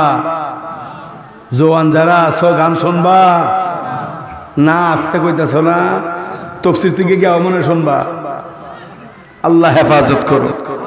আরে ভাই, মরবা না? তোমার মতো যুবকরা মরে না? আজকেও ফেসবুকে দেখছি উত্তরবঙ্গের এক যুবক মারা গেছে। ফেসবুকে দেখছি এক ইমাম সাহেবের মাত্র 1 দিনের কন্যা মারা গেছে। কিসের লাগি মিয়া দুনিয়া? কিসের লাগি দুনিয়া? তো 2 নাম্বার, কোরআন তেলাওয়াত করলে মুমিনের ঈমান বাড়ে না কমে? বাড়ে না কমে? এই যে ঈমান বাড়ে, এই শয়তানরা কি করব? শয়তানরা তখন বুদ্ধি করে মমতাজের ছেড়ে দিছে মাঠে। মমতাজ এখন চিন্তা করলো, ডাইরেক্ট যদি কই, আগে একবার কইছি বুক ফাটতে যায়, এ কথা কইয়া কি ভাইরাল হইছে সারা দেশে, এখন একটা স্লোগান হয়ে গেছে। বস এদিকে না গিয়া কই নেক্সট শুরুতে শয়তানের দুকা কেমনে দেওয়া যায়। ধরছে মমতাজে খাজা বাবারে। কারে ধরছে? খাজা বাবারে দইরা ওই অশ্লীল গানটা যেই সুরে গাইতো ওই সুরটাই নেটের মধ্যে লাগাইয়া কয়, খাজা বাবা মারহাবা মারহাবা। শুনে নেই মনে হয় জীবনে? শুনছেন না? খাজা বাবা মারহাবা মারহাবা। ওইটা আবার কদিন আগে এক আশেকের রাসূল গাইয়া, ওইটা একটু আগে কইলাম, বহুত মুসিবত আছে। চিন্তা করেন, আসলে এগুলো টুপি দেখলে বোঝা যায় এগুলো কোন পদের আলেম। এদের লেবাস দেখলে বোঝা যায় এরা কোন পদের আলেম। চিন্তা করেন, একটা মুফাসসিরে কোরআন মমতাজের গান বাজা, সি সি সি সি সি সি। ওর জায়গায় যদি আমি হইতাম আর এমন ভুল করতাম, তওবা করতাম খাটে মনে কইরা ওয়াজের ময়দান থেকে সারা জিন্দেগীর জন্য আমি উঠে যাইতাম আর ওয়াজ করতাম। দেখেন একজন আলেমের মুখে কি মমতাজের গান শোভা পায়? হ্যাঁ, আরে মমতাজের যদি এখন ভালো গানও গায় তবুও তো তার গান গাওয়া জায়েজ নাই, যেহেতু মহিলার কণ্ঠটাও পর্দা। মহিলার কণ্ঠটা কি পর্দা, দেখা যেমন জায়েজ নাই, কণ্ঠ শোনাও জায়েজ নাই। কণ্ঠ শোনাও, আল্লাহ মাফ করুক। ওয়াইদা তুলিয়াত আলাইহিম আয়াতুহু যাদাতহুম ঈমানা। ঈমান, কোরআন তেলাওয়াত শুনলে ঈমানের কি বাড়ে? নূর বাড়ে। নবীজি সাল্লাল্লাহু আলাইহি ওয়াসাল্লাম যখন তেলাওয়াত করতেন, কাফেররা যারা এরাও শুনতো, এদের তো ঈমান নাই, কিন্তু কোরআন তেলাওয়াতের প্রভাব কত যে রাসূল তেলাওয়াত করলে আবু জেহেল দিনের বেলা বলতো যে মুহাম্মদ মোল্লা বেশি বাইরে গেছে, হাত ভেঙে লিমু, গার মটকাই লিমু, পানিতে ডুবাই মারমু, এই বক্তব্য দিত দিনের বেলা। রাতের বেলা যখন আল্লাহ রাসূল সাল্লাল্লাহু আলাইহি ওয়াসাল্লাম তেলাওয়াত শুরু করতেন, ইয়াসিন ওয়াল কুরআনিল হাকীম ইন্নাকা লামিনাল মুরসালিন, আবু জেহেল দৌড় মেরে সুবহানাল্লাহ কইবেন না? দৌড় মেরে নবীজির ঘরে কোণে এসে দাঁড়াইতো। নবীজি তেলাওয়াত চলতেই থাকতো। উতবা সাহেবা এরাও এসে দাঁড়াইতো। একদিনের ঘটনা, 4 লিডার মক্কার 4 জন নবীজির ঘরের 4 কোণায় দাঁড়াইছে, দাঁড়ায় শুনতেছে তেলাওয়াত আর চোখের পানি ছাড়তেছে। যখন সুবে সাদিক একদম ঘরে আসছে, মানে তুলো হয়ে যাবে, উঠে যাবে, ঠিক ওই মুহূর্তে আবু জেহেল কয় যাইয়া বাড়ি। পরে আবার ফস হইলে মানুষ দেখবো। এমন সময় ইউ টার্ন দিছে বাড়ির দিকে, উদ্বার সাথে লাগছে ধাক্কা। ক্যাডারে কই ক্যাডারে মানে বস আপনি এখানে? চুপ চুপ পাঞ্চে শুনবো। এই দুইজনের কথাবার্তায় সাই বাইসা কয় এখানে কার আওয়াজ শোনা যায়? আবু জেহেল কয় কি ব্যাপার, তোরা সবটা এখানে? সবগুলো এখানে, ঘটনা কি? আরেক কোণা থেকে আবু সুফিয়ানের কণ্ঠ শোনা যায়। আবু সুফিয়ান কয় তোমরা 3 জনের কণ্ঠ শোনা যায়, তোমরা কই আসলা? সবাই কয় তখন বস। আবু জেহেলরা কয় আপনি দিনের বেলা যে বক্তব্য দেন বোঝা যায় মোল্লারে ফাড়াই লিবেন, রাতের বেলা এরকম সুরের মতো আইসা ঘরের কোণায় কোরআন তেলাওয়াত শোনেন, বস ঘটনাটা কি? তখন আবু জেহেল কয় মুহাম্মদ সাল্লাল্লাহু আলাইহি ওয়াসাল্লাম যখন তেলাওয়াতের টান দেয়, ও মক্কার কাফেররা শোনো, যদিও দিনের বেলা বক্তব্য দেই বেটার বিরুদ্ধে, কিন্তু রাতের বেলা যখন কোরআন শরীফের তেলাওয়াতের টান দেয় মনে হয় যেন আমার কলিজা সিরা লইয়া আছে। তো কাফের যদি অবস্থায়, মুমিনের তো আরো উন্নতি আর অগ্রগতি হইবার কথা ছিল, বলুন ঠিক কিনা? কিন্তু আফসোস, নামাজ পড়ে মুমিন 85% ঠিক মতে কোরআন তেলাওয়াত জানে। সত্য বলছি না মিথ্যা বলছি? 85% কোরআন তেলাওয়াত জানে। ওয়াইদা তুলিয়াত আলাইহিম আয়াতুহু যাদাতুহুম ঈমানা ওয়া আলা রাব্বিহিম ইয়াতাওয়াক্কালুন। আর 3 নাম্বার হলো সবসময় ভরসা করে কার উপরে? একটু জোরে কর না, কার উপরে? করোনার দাপট, সবাই সব দিকে হই হুল্লোড় শুরু করে দিয়েছে। আল্লাহর উপরে ভরসা, ঘরে যা আছে আল্লাহর উপরে ভরসা। আল্লাহ যদি চান আমার অল্প স্বল্প জীবিকার মধ্যেও বরকত দিয়া দেবে, ঠিক না? এই তাওয়াক্কুল আল্লাহর উপরে যাদের থাকে, আল্লাহর কসম তারা বেইজ্জত হয় না, তারা অপমানজনক রিজিক কারো কাছে পাতে হাত পাতে না, বরং সম্মানজনক ভাবে আল্লাহ পাক রিজিক তার ঘরে পৌঁছায় দেয়। 3 নাম্বার। 4 নাম্বার নামাজ প্রতিষ্ঠা করা। এটা কার কাজ? মুমিনের কাজ। কার কাজ? মুমিনের কাজ। মুমিনের 4 নাম্বার কাজ। কেউ উঠা বসা করবে না। আর কয়েক মিনিট। নামাজ সমস্ত ইবাদতের মধ্যে মূল ইবাদত। সমস্ত ইবাদতের মধ্যে কি? মূল ইবাদত। নামাজ এমন একটা ইবাদত যে নামাজের মধ্যে যাকাতের উদাহরণ আছে। সুবহানাল্লাহ কইবেন না? নামাজের মধ্যে হজের উদাহরণ আছে, নামাজের মধ্যে রোজার উদাহরণ আছে। আরো সহজ করে আপনারা বোঝার জন্য যদি বলি, এইভাবে বলতে পারি, নামাজ পড়লে এক রকমের রোজা রাখার স্বাদ পাওয়া যায়, নামাজ পড়লে আদায় করলে এক রকমের হজ করার সব মানে এই স্বাদ পাওয়া যায়, নামাজ ঠিক মতো আদায় করলে এক রকমের যাকাত দেওয়ার স্বাদ পাওয়া যায়। আরো যদি একটু দাবি করে বলি, তাহলে তাফসীরে ইবনে কাসিরের উল্লেখ করে বলতে পারি, নামাজ পড়লে মানুষ হজের সওয়াব পায়, নামাজ পড়লে মানুষ যাকাতের সওয়াব পায়, নামাজ পড়লে মানুষ রোজার সওয়াব পায়। আওয়াজটা সবাই জোরে কইলেন না, তার মানে আপনারা বিশ্বাস করেন নাই মনে হয়। বিশ্বাস একটু দেরি হইব বিশ্বাস করতে, ব্যাখ্যা করতে 2 মিনিট টাইম দেন, ব্যাখ্যা করি। রোজা কাকে বলে? রোজা বলে সারাদিন 3টা জিনিস থেকে বেঁচে থাকা। কোনো পানীয় পান করতে পারবেন না, 2 নম্বরে কোনো খাবার গ্রহণ করতে পারবেন না, 3 নম্বরে সকাল থেকে সন্ধ্যা আপনি আপনার স্ত্রীর খুব কাছাকাছি, যেটাকে আমরা বলি ইন্টারনাল ব্যাপার, সেখানে আপনি ইন্টারফেয়ার করতে পারবেন না, মানে স্ত্রীর কাছাকাছি যেতে পারবেন। এই 3টা জিনিস মেনটেন করে সকাল থেকে সন্ধ্যা পর্যন্ত থাকার নাম কি? রোজা। ঠিক এই সেম কাজটা নামাজের মধ্যে আছে, বলেন সুবহানাল্লাহ। কেমনে? নামাজে দাঁড়াইলে কি আর কথা বলা যায়? নামাজে দাঁড়াইয়া আপনি 12 বছর পরে বিদেশ থেকে আইছেন, বাহরাইন থাকেন, আসছেন দেশে, জোহর নামাজের ওয়াক্ত যায়, এমন সময় আপনি আইসা ঢুকলেন বাড়িতে, ভাবলেন যে নামাজটা পড়ি, নামাজে দাঁড়াইলেন, 12 বছর পরে আইছেন, ডান পাশ দিয়ে স্ত্রী বারবার যাইতেছে রান্না করে, আর আসতেছে মিশ্রিফ কোলে, তো গ্লাস বের করে, প্লেট বের করে, সেমাই তৈরি করছে, এদিকে একবার যায় ওইদিকে একবার যায়। আপনি যদি নামাজের মধ্যেই স্ত্রীকে এরকম ডান হাত দিয়ে ধরে বলেন, কেমন আছো, আই লাভ ইউ, নামাজ আছে? নামাজ থাকবে? নামাজ থাকবে না। রোজা রাখলে যেরকম স্ত্রীর সান্নিধ্যে গেলে রোজা থাকে না, নামাজে দাঁড়ানোর পরও স্ত্রীর সান্নিধ্যে গেলে নামাজ থাকে। এখন যদি চৈত্র মাসের প্রচন্ড গরমে আপনি নামাজে দাঁড়ান, ঘরে কারেন্ট নাই, চলে গেছে, বিদ্যুৎ নাই, নামাজে দাঁড়াইলেন, প্রচন্ড পিপাসা, নামাজের মধ্যেই যদি ওই স্ত্রীকে বলেন 1 গ্লাস পানি আনো, 4 রাকাত নামাজ মাত্র 2 রাকাত পড়ছি, পেরেশান হয়ে গেছি, 1 গ্লাস পানি দেওয়া গে খাইয়া লই, নামাজের মধ্যেই যদি পানি পান করেন নামাজ হবে?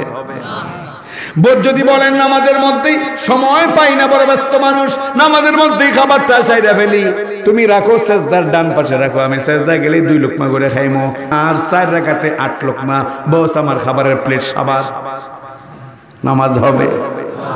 আল্লাহ নবী বলেন নামাজের মধ্যে রোজারও মিসাল আছে, তার মানে সত্যিকারের নামাজি হয়ে যাও, তোমার আমল নামায় আল্লাহ পাক রোজার সওয়াব অটোমেটিক বোনাস হিসাবে লিপিবদ্ধ করে দেবে। মুহতারাম হাজিরিন, যাকাত কাকে বলে রে ভাই? যাকাত বলে আল্লাহ যে সম্পদ দিয়েছেন, ওই সম্পদ থেকে শতকরা 2.5 ভাগ আপনি দেয়া দিবেন আল্লাহর রাস্তায়, গরিব মিসকিনের মধ্যে আপনি বন্টন করে দিবেন, এটার নাম যাকাত, ঠিক না? নামাজের মধ্যেও যাকাতের সওয়াব পাওয়ার ব্যবস্থা আছে, যাকাতের মিসাল আছে। কেমন মিসাল? সামনে যে আপনাদের বাজারটা, পান্ডারগাঁও বাজার নাকি এটা?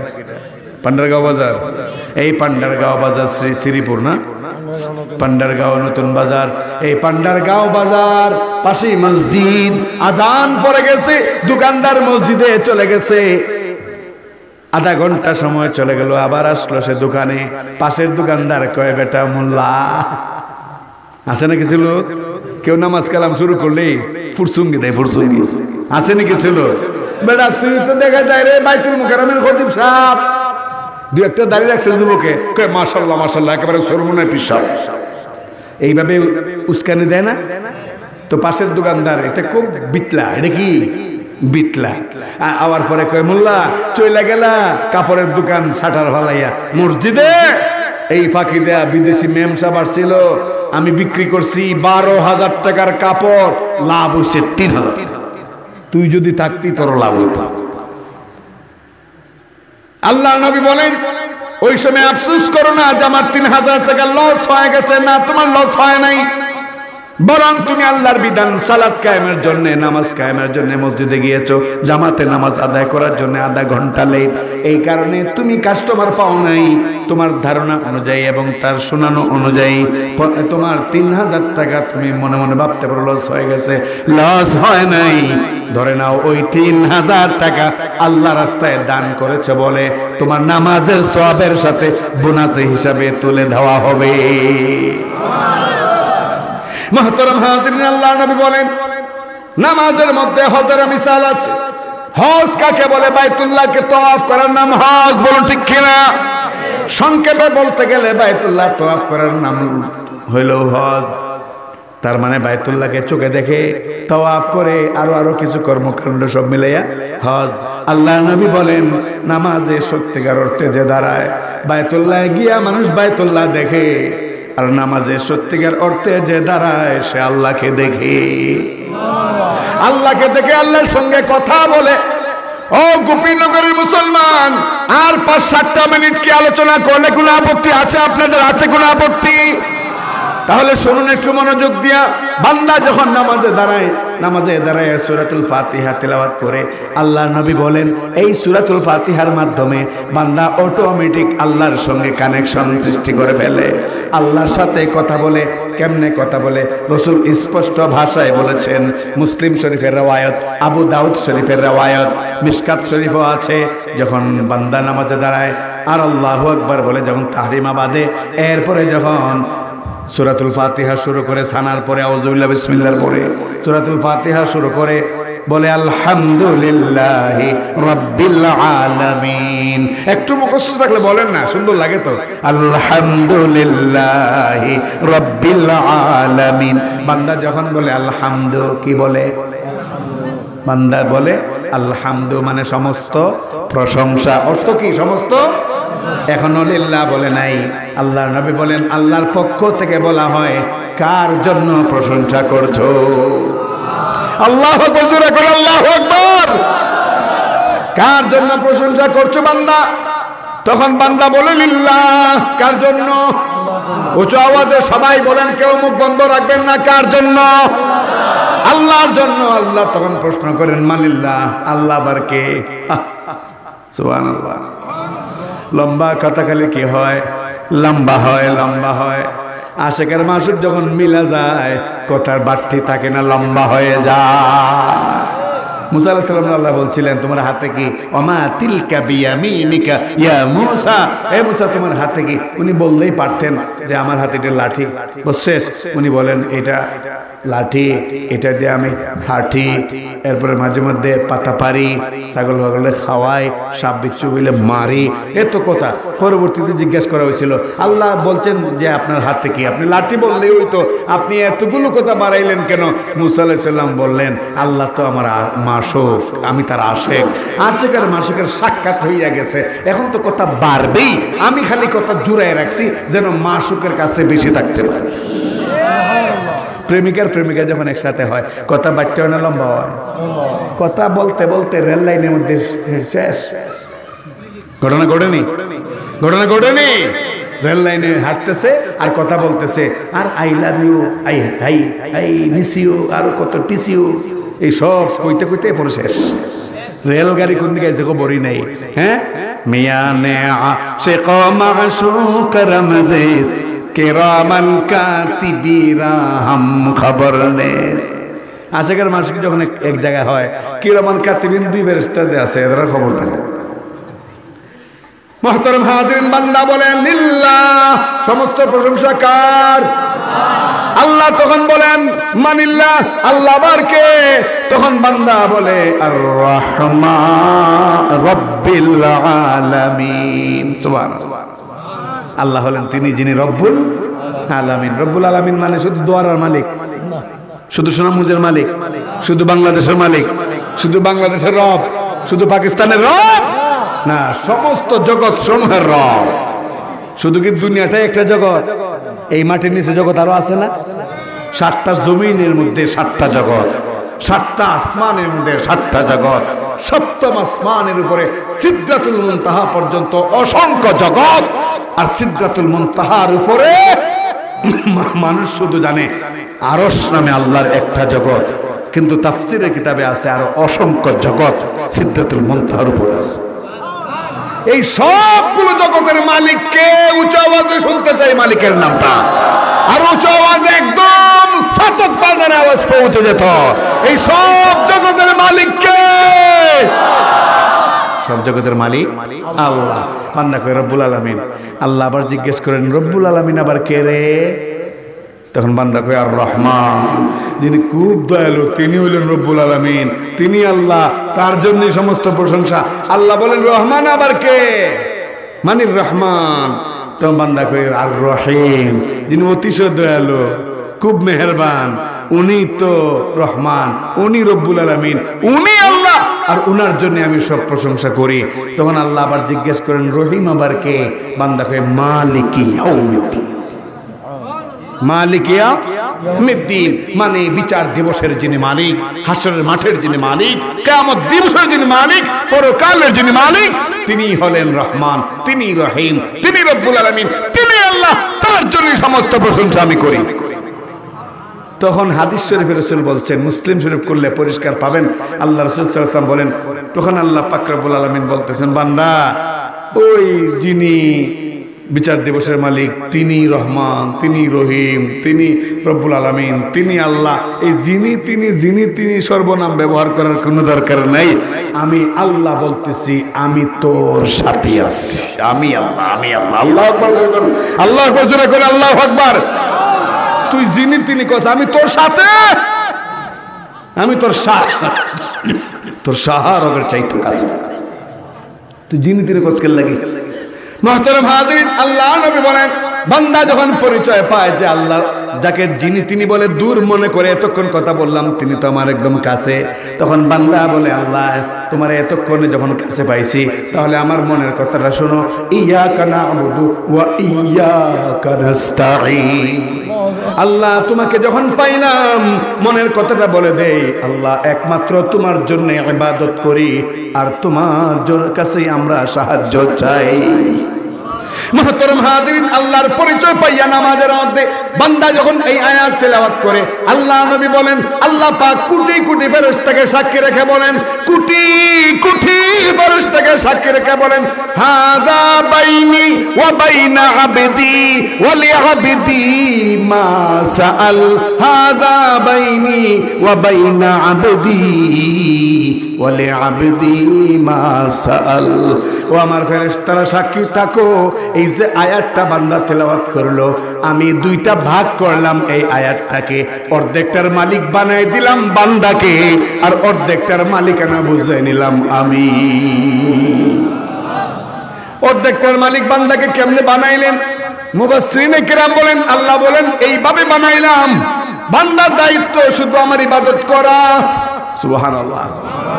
ইয়াকা না'বুদু বলছে বান্দা একমাত্র আমার ইবাদত করে, বান্দার কাজ শুধু আমার ইবাদত করা, আর আমি আল্লাহর কাজ বান্দার ইবাদতে খুশি হইয়া তাকে সাহায্য করা।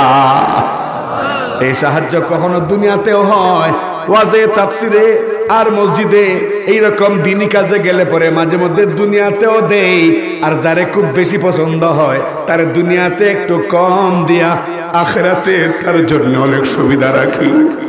দুনিয়াতে অভাবে তাকে ছেলে সন্তান ঠিক মতো খাওয়াতে পারে না, কাপড় কিনে দিতে পারে না, টাকা পয়সা দিতে পারে না, কিন্তু আমি তার জন্য রিজার্ভ করে রাখি মরার পরে, যেহেতু জীবনটা আসল জীবন, দুনিয়ার জীবন মাত্র 50, 60, 70 বছর, আর আখিরাতের জীবন কোটি কোটি কোটি হাজার কোটি বছর। এই জন্য যারা বেশি মায়া করি তারা দুনিয়াতে কম দেই, আখিরাতে বেশি দেই। ইয়াকা না'বুদু ওয়া ইয়াকা নাস্তাঈন। এরপর আল্লাহ পাক বলেন পরিচয় যখন পাইছস আর কি চাস ক, ভালো করে ক। বান্দা তখন কয় আল্লাহ তোমার কাছে আমি ইহদিনাস সিরাতাল মুস্তাকিম, সোজা পথ চাই। কি পথ চাই? আমাকে সোজা পথ দেখাও। ইহদিনাস সিরাতাল মুস্তাকিম মানে সিরাতুল মুস্তাকিম। সিরাতুল মুস্তাকিমের ব্যাখ্যা হলো সহজ ব্যাখ্যা, যার এক মাথা দুনিয়ায় আর এক মাথা আল্লাহর জান্নাতে। সুবহানাল্লাহ আর আস্তে কোন আল্লাহ বুঝা যায় আজকে 7 দিন ধরে এখানে মাহফিল হইতেছে, একটা মিনিটের জন্য আপনাদেরকে ছুটি দেওয়া হয় নাই। পেশাব পায়খানা খাওয়া দাওয়া ইত্যাদি সব আটকা পড়ে আছে, বড় পেরেশান। কি রে ভাই, রাত বাজে মাত্র 12:23। নিয়ত করছিলাম আজকে ফজর পর্যন্ত চালাইতাম। হ্যাঁ, 2-4 জনে হাত তুলছে, বাকিরা কই হুজুর দাও সাই মা বসাই। না না, এই অভ্যাস আমার নাই। এক হুজুর বলে ওয়াজ করতে করতে করতে করতে করতে করতে এমন অবস্থা করছে, একদম পুরা মাঠ খালি হইয়া একটা ছেলে ডান পাশে বইটা রয়েছে। হুজুর চোখ বন্ধ করে যে শুরু করেছিল 3 ঘন্টা আগে, 3 ঘন্টা পরে চোখ খুললে একটা ছেলেরে পাইয়া হাউ মাউ করে কেঁদে ফেললো। হুজুরে কইল, রে বাবা তোর মা বড় ধন্য, তোর বাবা ধন্য, তোর জন্ম দিয়া। এই গ্রামের কেউ আমার ওয়াজ বুঝতে পারলো না, চলে গেল, তুই একমাত্র বুঝলি। হ্যাঁ সুবহানাল্লাহ বলা দরকার নাই, শুনে নেই কি কয়। এখন এ কয় হুজুর আপনার ওয়াজ কিন্তু আসলে আমিও বুঝি নাই, কিন্তু যদি যাই আমার লস, কারণ আমি মাইকের অপারেটর। সারাক্ষণ দোয়া করছি যে আল্লাহ না নামাইলে আপনারা আর কেউ নামাইতে পারতেন না। তো এই অভ্যাস তো আবার সবার। যাই হোক মুহতারাম হাজিরিন, তো নামাজের মাধ্যমে যাকাত হজেরও কি পাওয়া যায়? সাদ পাওয়া যায়। বান্দা কই ইহদিনাস সিরাতাল মুস্তাকিম, আল্লাহর পথ দেখাও, সিরাতুল মুস্তাকিম সহজ পথ দেখাও। আল্লাহ পাক তখন আরো মজা করে বলেন, সিরাতুল মুস্তাকিম বলতে কি বুঝাইছিস একটু ব্যাখ্যা করে কও। তখন বান্দা কয়, সিরাতাল্লাযীনা আন'আমতা আলাইহিম।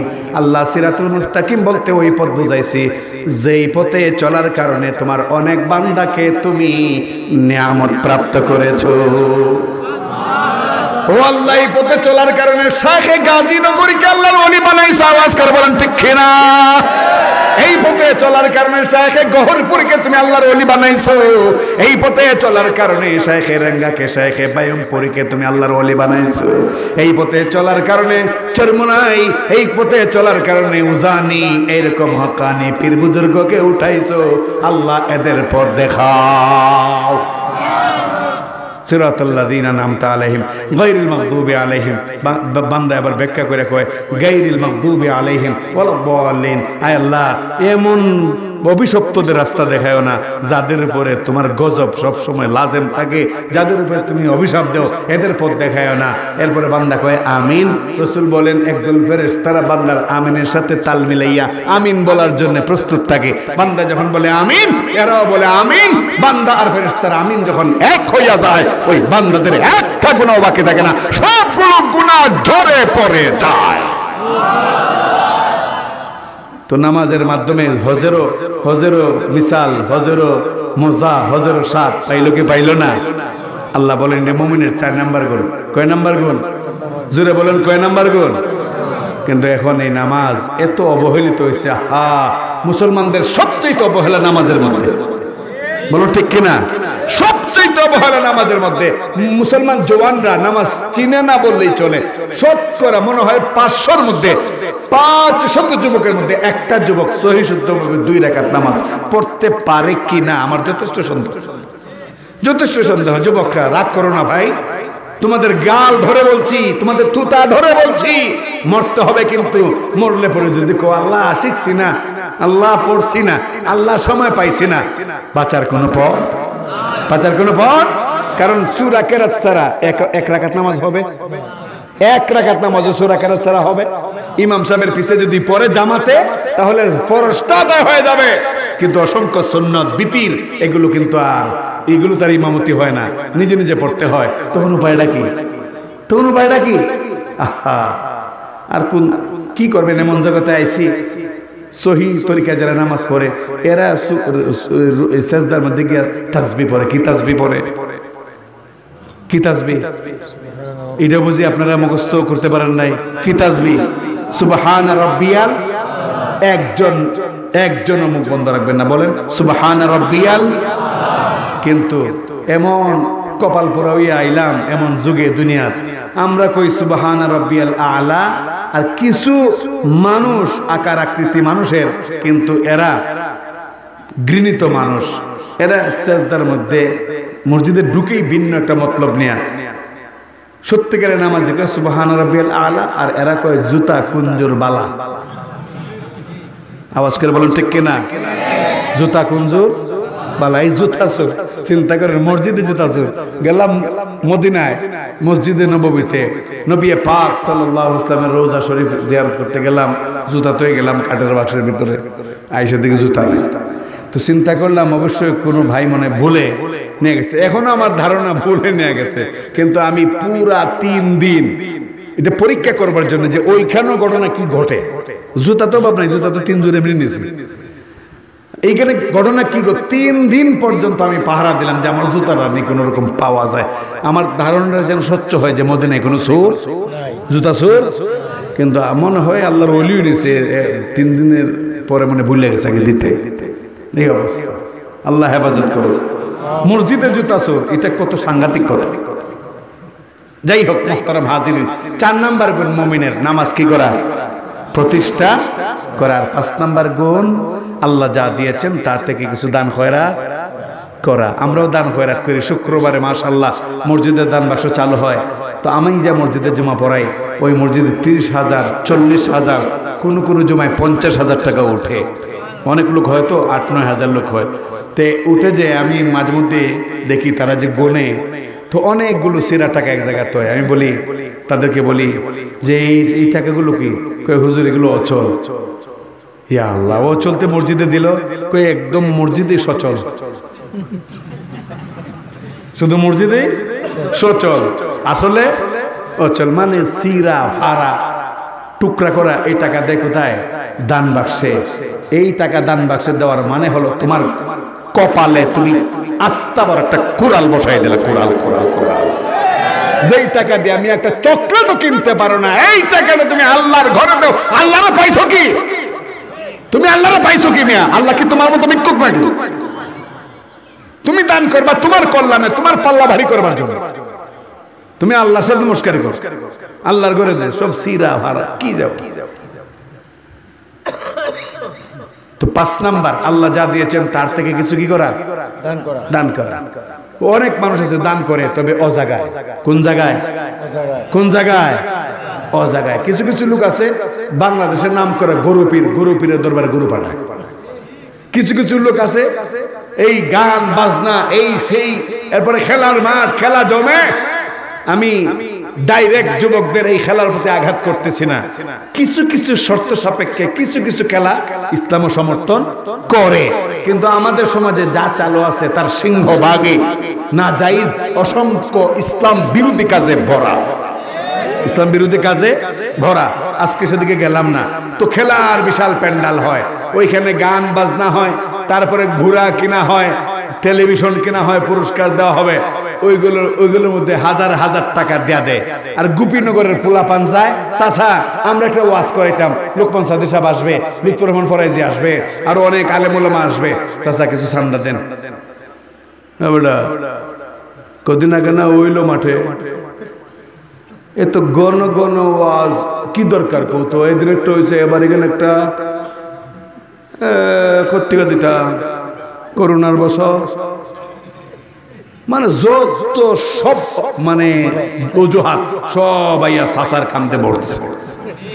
শেষ পর্যন্ত আস্তায়া পস্তায়া কোন রকম পকেটে হাত দিয়া, নূর তো অনেকটি আছে, এই বুইরা সাসার পকেটে অনেক টাকা না, হাত দিয়া বার করবো কোনটা বড় নোট, কোনটা ছোট নোট কোনটা, শেষ পর্যন্ত বড় কষ্ট করে একটা নোট বের করছে, যার মূল্য মান হইল 10 টাকা।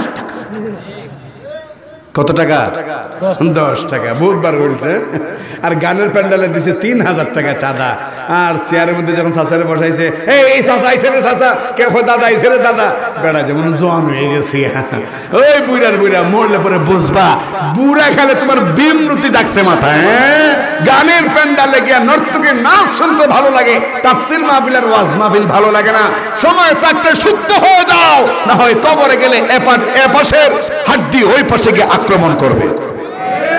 জোরে এখন ঠিক না, জোরে বলেন।